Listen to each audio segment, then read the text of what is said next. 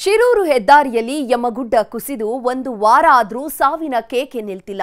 7 ಜನ ಜೀವಂತ ಸಮಾಧಿಯಾಗಿದ್ದಾಯ್ತು. ಈಗ ಮತ್ತೆ 4 ಕಣ್ಮರೆಯಾಗಿದ್ದಾರೆ. ಗುಡ್ಡದಡಿ ಸಮಾಧಿಯಾದ್ರೋ ಗಂಗಾವಳಿಯಲ್ಲಿ ಕೊಚ್ಚಿ ಹೋದ್ರೋ ಅನ್ನೋದರ ಸಣ್ಣ ಸುಳಿವು ಸಿಕ್ತಿಲ್ಲ.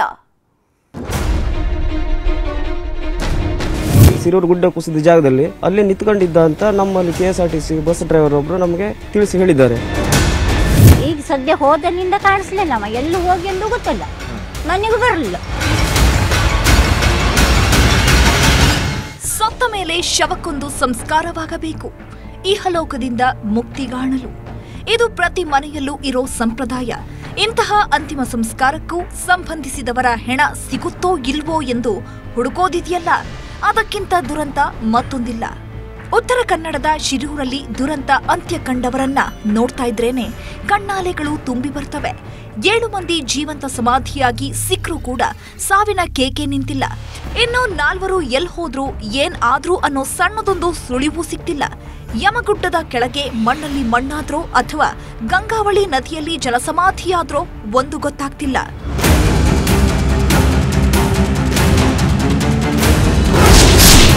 ಶಿರೂರಲ್ಲಿ ಸತ್ತವರೆಷ್ಟು, ಕಣ್ಮರೆ ಆದವರೆಷ್ಟು? ಮಗನನ್ನ ಹುಡುಕಿ ಕೊಡಿ, ಹೆತ್ತವಳ ಕಣ್ಣೀರು. ಶಿರೂರಲ್ಲಿ ದಿನಕ್ಕೊಂದು ಕಣ್ಣೀರ ಕಥೆಗಳು ಹುಟ್ಟಿಕೊಳ್ತಿವೆ. ಯಮರೂಪಿ ಗುಡ್ಡ ಕುಸಿದು 7 ದಿನಗಳೇ ಆಗೋಯ್ತು, ಆದರೂ ಸಾವಿನ ಕೇಕೆ ನಿಲ್ತಿಲ್ಲ. ಬಿಟ್ಟು ಬಿಡದೆ ಸುರಿಯುತ್ತಿರೋ ಮಳೆಗೂ ಹೆತ್ತವರ ಕಣ್ಣೀರಿನ ತೀವ್ರತೆ ಕಾಣದಂತೆ ಮಾಡೋ ಶಕ್ತಿ ಇಲ್ಲ. 7 ಜನ ಜೀವಂತ ಸಮಾಧಿಯಾದ ಬೆನ್ನಲ್ಲೇ ಮತ್ತೊಂದು ಸಾವಿನ ಕಥೆ ಹುಟ್ಕೊಂಡಿದೆ. ಇವತ್ತು ನರಕ ಸದೃಶ್ಯದಂತಾಗಿದೆಯಲ್ಲ. ಇದೇ ಸ್ಥಳದಲ್ಲಿದ್ದ ಹೋಟೆಲ್ನಲ್ಲಿ ಲೋಕೇಶ್ ನಾಯ್ಕ್ ಸಹ ಇದ್ರಂತೆ. ಸಾರಿಗೆ ಬಸ್ ಚಾಲಕ ಲೋಕೇಶ್ ನನ್ನ ನೋಡಿ ಕೈ ಮಾಡಿ ಹೋಗಿದ್ನಂತೆ. ಆದ್ರೆ ಅದಾದ್ಮೇಲೆ ಏನಾದ್ರೂ ಅನ್ನೋದೇ ಗೊತ್ತಾಗ್ತಿಲ್ಲ. 7 ದಿನದಿಂದ ಮನೆಗೂ ಬಂದಿಲ್ಲ. ಹೀಗಾಗಿ ನನ್ನ ಮಗನು ಮಣ್ಣಲ್ಲಿ ಮಣ್ಣಾದ್ನ ಅಂತ ಹೆತ್ತ ಕರುಳು ಗೋಳಾಡ್ತಿದೆ. ನನ್ನ ಮಗ ಮನೆಗೆ ಬಂದಿಲ್ಲ, ಹುಡುಕಿ ಕೊಡಿ ಅಂತ ಕಾಡಿ ಬೇಡ್ತಿದೆ.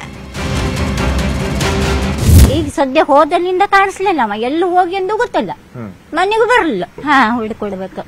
ಯಮಗುಡ್ಡದ ಹೊಡೆತಕ್ಕೆ ಒಂದೇ ಮನೆಯ 5 ಸಮಾಧಿಯಾಗಿದ್ರು. ಆದ್ರೆ ಅವರಲ್ಲಿ ಸಿಕ್ಕಿದ್ದು ಮಾತ್ರ 4 ಮೃತದೇಹ.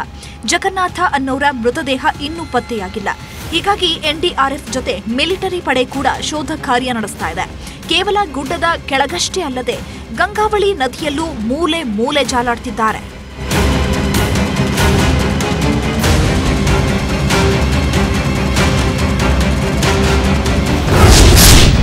ಕೇರಳದ ಲಾರಿ ಚಾಲಕನಿಗೆ ಜಡಿ ಮಳೆಯಲ್ಲೇ ಹುಡುಕಾಟ.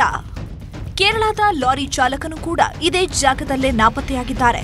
ಭಾರತ್ ಬೆನ್ಸ್ ಲಾರಿಯ ಲೊಕೇಶನ್ ಕೂಡ ಇದೇ ಜಾಗದಲ್ಲಿ ಅಂತ್ಯವಾಗಿದೆ.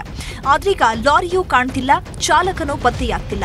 ಹೀಗಾಗಿ ಗಂಗಾವಳಿ ನದಿ ದಡದ ಮಣ್ಣಿನ ರಾಶಿಯಲ್ಲಿ ಹುದುಗಿ ಹೋಗಿರಬಹುದು ಅನ್ನೋ ಅನುಮಾನವಿದೆ.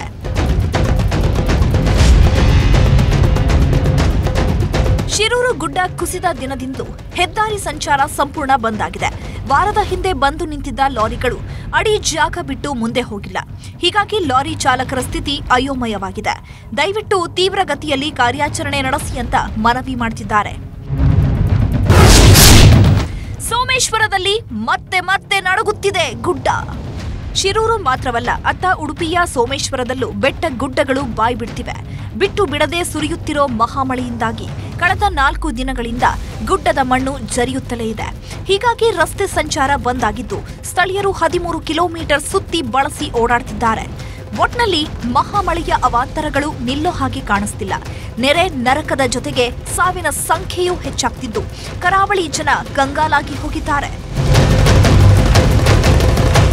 ದರ್ಶನ್ ನಾಯ್ಕ್, ನ್ಯೂಸ್ 18 ಕಾರವಾರ. ಕನ್ನಡಿಗರ ನೆಚ್ಚಿನ ನ್ಯೂಸ್ 18 ಕನ್ನಡ ಈಗ ವಾಟ್ಸ್ಆಪ್ನಲ್ಲೂ ಲಭ್ಯ. ಕರ್ನಾಟಕ, ದೇಶ ವಿದೇಶಗಳ 360 ಡಿಗ್ರಿ ಸುದ್ದಿಯ ವಿವರಗಳನ್ನ ನಿಮ್ಮ ಕೈ ಬೆರಳುಗಳಲ್ಲೇ ಪಡಿಲಿಕ್ಕೆ ಈ QR ಕೋಡ್ ಅನ್ನ ಸ್ಕ್ಯಾನ್ ಮಾಡಿ, ನಮ್ಮ ಚಾನಲ್ ಫಾಲೋ ಮಾಡಿ, ನೋಟಿಫಿಕೇಶನ್ ಆನ್ ಮಾಡಿ.